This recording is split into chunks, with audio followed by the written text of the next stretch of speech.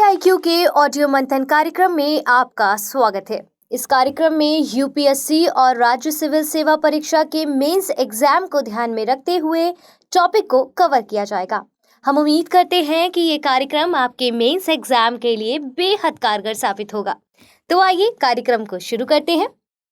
देश का एक समुदाय LGBTQIA+ लंबे समय से अपने अधिकारों के लिए लड़ाई लड़ रहा है, लेकिन अभी तक उनके अधिकारों को लेकर कोई कानूनी जामा नहीं पहनाया गया है। हालांकि इस दिशा में 2018 में सुप्रीम कोर्ट ने अपने ऐतिहासिक नवतेज सिंह जौहर केस में समलैंगिकता को अपराध की श्रेणी से बाहर कर दिया था, मगर उनके विवाह को कानूनी मान्यता न मिलने के कारण अभी भी इस समुदाय के लोगों को कई प्रकार की समस्याओं का सामना करना पड़ रहा है। इसी को ध्यान में रखकर बीते दिनों सुप्रीम कोर्ट ने समलैंगिक विवाह को कानूनी मान्यता देने के लिए कई उच्च न्यायालयों में लंबित याचिकाओं को अपने पास मंगवाकर सुनवाई शुरू की। साथ ही केंद्र सरकार से इसके बारे में अपना जवाब दाखिल कराने के लिए भी कहा है। आपको बता दें कि याचिकाकर्ताओं की मांग है कि समलैंगिक विवाह को कानूनी मान्यता दी जाए। इसलिए आज हम यहाँ पर समलैंगिक विवाह और LGBTQIA+ समुदायों के अधिकारों के बारे में विस्तार से बात करेंगे। साथ ही हम ये भी बात करेंगे कि समलैंगिकता क्या होती है, क्यों अभी तक हमारी सरकारें इस समुदाय को उनके अधिकार नहीं दे पाई हैं, उसके क्या कारण रहे हैं, इससे संबंधित क्या चुनौतियां हैं, और आखिर में जानेंगे कि उनके समाधान क्या हो सकते हैं। लेकिन सबसे पहले हमें LGBTQIA+ कौन होते हैं उन्हें जान लेना चाहिए। ये लेस्बियन, गे, बाइसेक्सुअल, ट्रांसजेंडर, क्वीर या क्रिश्चियन, एसेक्सुअल आदि के लिए एक संक्षिप्त नाम है। इन शब्दों का उपयोग किसी भी व्यक्ति के यौन अभिविन्यास या लिंग पहचान का वर्णन करने के लिए किया जाता है। जैसे कि लेस्बियन एक ऐसी महिला होती है जिसका स्थायी शारीरिक, रोमांटिक या भावनात्मक आकर्षण अन्य महिलाओं के प्रति ही होता है, और इसी प्रकार गे एक पुरुष होता है जिसका स्थायी शारीरिक, रोमांटिक या भावनात्मक आकर्षण वैसे ही अन्य पुरुषों के प्रति होता है। जबकि बाइसेक्सुअल एक ऐसा व्यक्ति होता है जिसका समान लिंग और दूसरे लिंग के लोगों के प्रति भी स्थायी शारीरिक, रोमांटिक या भावनात्मक आकर्षण हो सकता है। वहीं ट्रांसजेंडर की लिंग पहचान और लिंग अभिव्यक्ति आमतौर पर उनके जन्म के समय निर्धारित किए गए लिंग से अलग होती है। इसी तरह से क्वीर एक ऐसा व्यक्ति होता है जिसका यौन अभिविन्यास विशेष रूप से विषम लैंगिक नहीं है। वहीं इंटरसेक्स लोग वे होते हैं जिनका जेंडर जन्म के समय निर्धारित पुरुष या महिला जेंडर से मेल नहीं खाता है, और सेक्सुअल वे होते हैं लोग जो यौन आकर्षण का अनुभव नहीं करते हैं या रोमांटिक संबंध बनाने की बहुत ही कम या बिल्कुल भी इच्छा नहीं रखते हैं। तो चलिए अब आगे बढ़ते हैं और समझते हैं कि समलैंगिकता और समलैंगिक विवाह क्या होते हैं। देखिए, समलैंगिकता एक समान लिंग के सदस्यों के बीच रोमांटिक आकर्षण, यौन आकर्षण या यौन व्यवहार होता है। यह एक समान लिंग के लोगों के लिए भावनात्मक, रोमांटिक और यौन आकर्षण का एक स्थायी पैटर्न होता है। फॉर एग्जाम्पल, इसको ऐसे समझिए जैसे जब दो पुरुष कपल या महिला कपल एक दूसरे की ओर आकर्षित होते हैं तो उन्हें समलैंगिक कहा जाता है। जब समलैंगिक जोड़े आपस में विवाह के बंधन में बंधते हैं तो इस प्रकार के विवाह को समलैंगिक विवाह कहा जाता है। और इस प्रकार दो पुरुषों के बीच या दो महिलाओं के बीच विवाह की प्रथा को समलैंगिक विवाह के रूप में भी जाना जाता है। हालांकि दुनिया के अधिकांश देशों से समलैंगिक विवाह को कानून, धर्म और रीति रिवाजों के माध्यम से विनियमित किया गया है। अगर बात करें आज के समय की, तो दुनिया भर में समलैंगिक विवाह की स्थिति पर हम प्रकाश डालें तो देखेंगे कि वर्तमान में 32 देश ऐसे हैं जहां समलैंगिक विवाह कानूनी है। आप यकीन नहीं कर पा रहे होंगे, ये बिल्कुल सत्य है। जैसे कौन कौन से देश हैं? Argentina, Australia, Austria, Belgium, Brazil, Canada, Chile, Taiwan, United Kingdom और संयुक्त राज्य अमेरिका। इन 32 में से 22 ऐसे देश हैं जिन्होंने कानून के माध्यम से समलैंगिक विवाह को कानूनी घोषित कर दिया है। जबकि 10 देशों ने अदालती फैसलों के माध्यम से समलैंगिक विवाह को वैध बनाया है। अगर हम बात करें एशिया की, तो केवल ताइवान ही ऐसा देश है जहां समलैंगिक विवाह को कानूनी मान्यता प्रदान की गई है। और इस प्रकार महज गिने चुने देशों द्वारा ही समलैंगिक विवाह को कानूनी मान्यता दी गई है, जो कि आधुनिक मान्यताओं के अनुसार बिल्कुल भी पर्याप्त नहीं है। जैसे कि समझिए, जिस प्रकार से अभी प्रेजेंट टाइम में मानवाधिकारों की बात जो है वो बहुत बढ़ चढ़ कर की जाती है ना, तो उसे ही देखते हुए दुनिया के देशों के लिए विफलता ही कही जा सकती है ये कि अभी तक LGBTQIA+ समुदायों के अधिकारों का विस्तार विश्व स्तर पर असमान रूप से है। हालांकि संयुक्त राष्ट्र सहित अंतर्राष्ट्रीय संगठनों ने LGBTQIA+ समुदायों के अधिकारों के समर्थन में संकल्प जारी किए हैं, जबकि मानवाधिकार समूहों का कहना है कि इस संगठन के पास उन्हें लागू करने की सीमित शक्ति है। अब चलिए अपने प्यारे भारत की बात कर लेते हैं। तो 2018 से पहले भारतीय दंड संहिता की धारा 377 के अनुसार समलैंगिकता अपराध की श्रेणी में शामिल थी। इसे ब्रिटिश शासन के दौरान 1861 में जोड़ा गया था और इसके अनुसार कोई भी व्यक्ति जो प्रकृति के विरुद्ध किसी महिला, पुरुष या जानवर के साथ शारीरिक संबंध बनाता है तो उसके लिए आजीवन कैद की सजा का प्रावधान था। लेकिन सितंबर 2018 को सुप्रीम कोर्ट ने नवतेज सिंह जौहर केस में धारा 377 को मौजूद समलैंगिकता को अपराध की कैटेगरी से बाहर कर दिया और इस प्रकार सुप्रीम कोर्ट ने सहमति से वयस्कों के बीच समलैंगिक यौन संबंध बनाने की अनुमति दे दी। सुप्रीम कोर्ट ने अपने फैसले में कहा कि सहमति से वयस्क समलैंगिक यौन संबंध अपराध नहीं होता है। यौन अभिविन्यास स्वाभाविक है और लोगों का इस पर कोई नियंत्रण नहीं होता है। बावजूद इसके LGBTQI+ समुदाय के लोगों को उनके अधिकारों से वंचित रखा जा रहा है। गौरतलब है कि 2018 के बाद से कई समलैंगिक जोड़ों ने आपस में विवाह भी किया है, लेकिन देश में समलैंगिक विवाह को कानूनी मान्यता न होने के कारण उन्हें कई प्रकार की समस्याओं का सामना करना पड़ रहा है और इन्हीं समस्याओं के निदान के लिए देश के कई हाई कोर्ट्स में याचिकाएं दायर की गई हैं, जिन्हें सुप्रीम कोर्ट ने अपने पास स्थानांतरित कर लिया है। उम्मीद की जा रही है कि सुप्रीम कोर्ट इन याचिकाओं पर सुनवाई के दौरान सभी मुद्दों पर विचार विमर्श करेगा। अब समझते हैं कि ऐसे में क्या सवाल उठता है। सवाल उठना तो लाजमी है कि ये कौन से मुद्दे हैं। आइए उन मुद्दों को समझते हैं। जैसे भारत इतने बड़े देश में समलैंगिकता एक संवेदनशील विषय है। यहाँ समलैंगिकता के बारे में खुलकर बात करना लोगों के लिए वर्जित है। कानून मंत्रालय पहले समलैंगिक विवाह का विरोध कर चुका है और इतना ही नहीं, अदालतों को संसद के दायरे में आने वाली कानून बनाने की प्रक्रिया से दूर रहने की हिदायत भी दी गई है। पिछले साल ही एक राज्य अदालत में कानून मंत्रालय ने कहा कि विवाह पुराने रीति रिवाजों और अनुष्ठानों पर निर्भर करता है। समलैंगिक विवाह संबंध एक पति, पत्नी और बच्चे की भारतीय परिवार इकाई अवधारणा के साथ तुलनीय नहीं है। इसके अलावा भारत में विवाह एक जैविक पुरुष और एक जैविक महिला के बीच एक पवित्र संस्था के रूप में दर्ज है। यदि समलैंगिक विवाह को वैध कर दिया जाता है तो यह एक पारंपरिक परिवार की अवधारणा को नष्ट कर देगा और विवाह की पवित्रता को समाप्त कर देगा।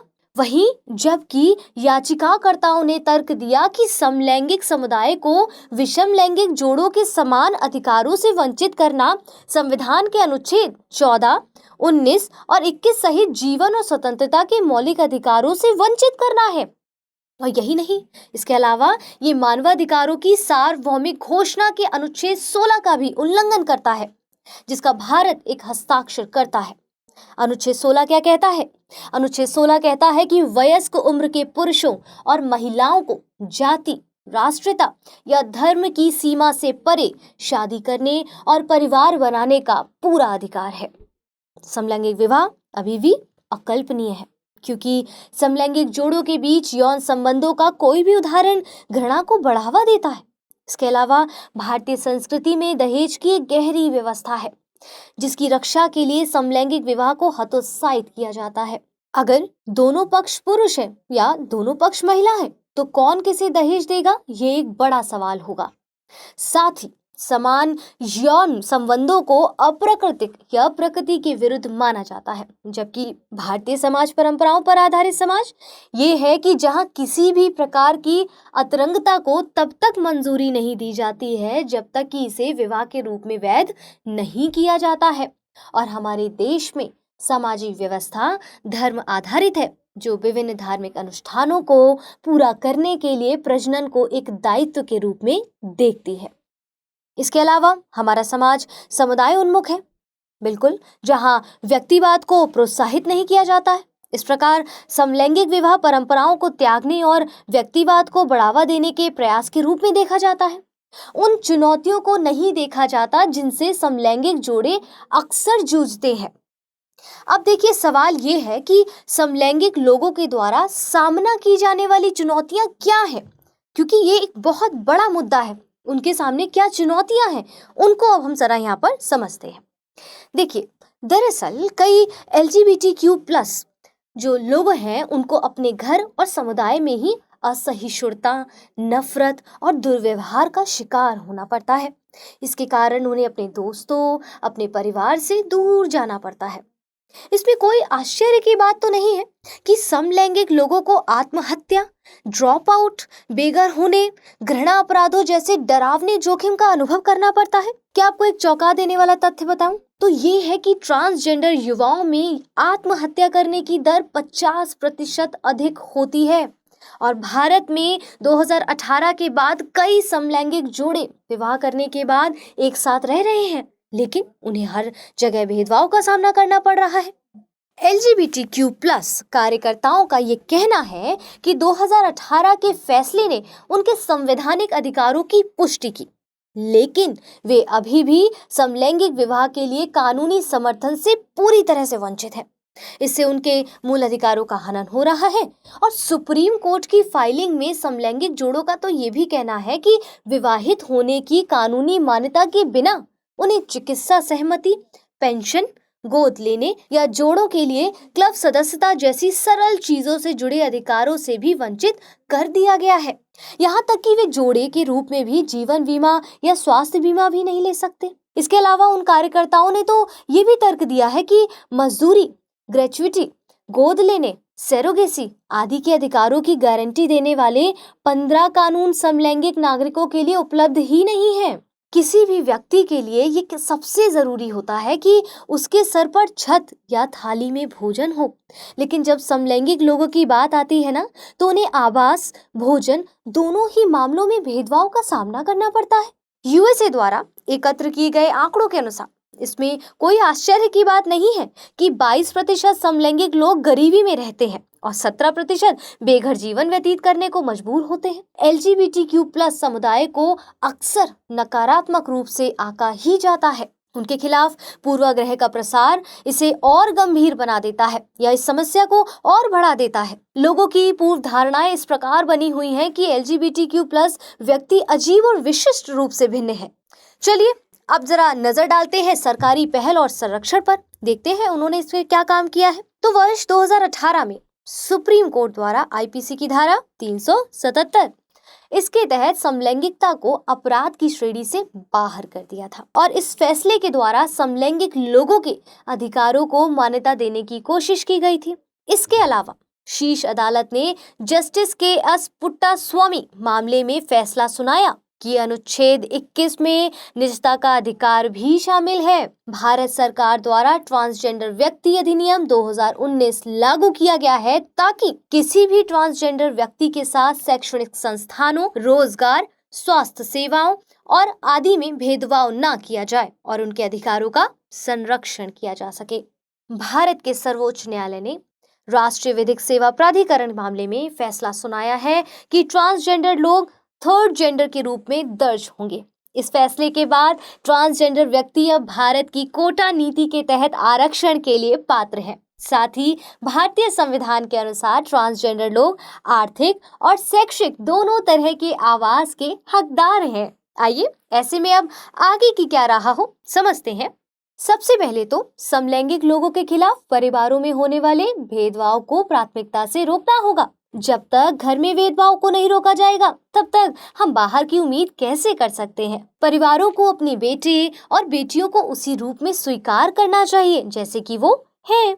और इसके अलावा उद्योग जगत और कंपनियों को आगे आकर समलैंगिक लोगों को नौकरी देने में रुचि दिखानी होगी। साथ ही सरकार को एक मजबूत कानून बनाना होगा ताकि समलैंगिक विवाह को कानूनी मान्यता मिल सके, उनके सभी प्रकार के अधिकारों का संरक्षण हो सके।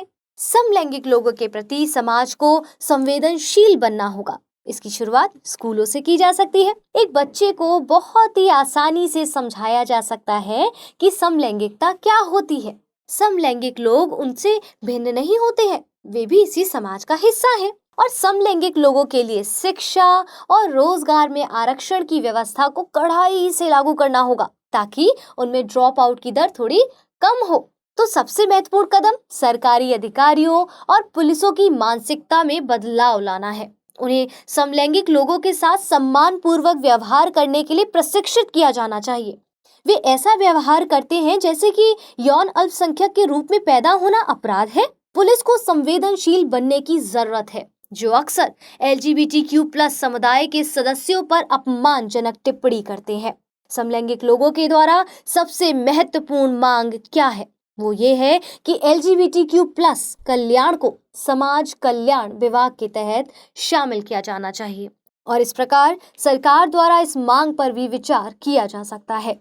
अब एक सवाल ये भी है कि समलैंगिक विवाह को वैधता देने के लिए कोई अलग से कानून लाया जाएगा या फिर पहले से ही मौजूद विशेष विवाह अधिनियम 1954 में संशोधन कर उसे जेंडर न्यूट्रल बनाया जाए। बेसिकली आप ध्यान देंगे तो इस अधिनियम में उन जोड़ों के लिए कानूनी विवाह का अधिकार है जो अपने पर्सनल लॉ के तहत शादी नहीं कर सकते हैं। वैसे भी ये बड़ा अजीब लगता है जब सुप्रीम कोर्ट ने 2018 में ही समलैंगिकता को अपराध की श्रेणी से बाहर कर दिया, तो फिर अभी तक इसके लिए कानून में संशोधन क्यों नहीं किया जा सका है? क्या ये एक सभ्य समाज के लिए उचित है कि एक वर्ग को अपने ही समाज में उनके अधिकारों से वंचित रखा जाए?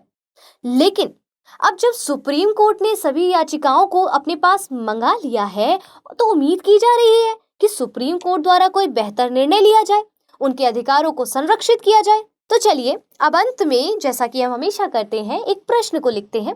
एक सवाल नोट करिए आप कि अब समय आ गया है कि समलैंगिक विवाह को कानूनी मान्यता दे दी जाए। अपने मत के समर्थन में उचित तर्क दीजिए। तो फिलहाल के लिए इस ऑडियो मंथन में इतना ही। जल्द मिलेंगे एक और ऑडियो मंथन के साथ। तब तक के लिए धन्यवाद।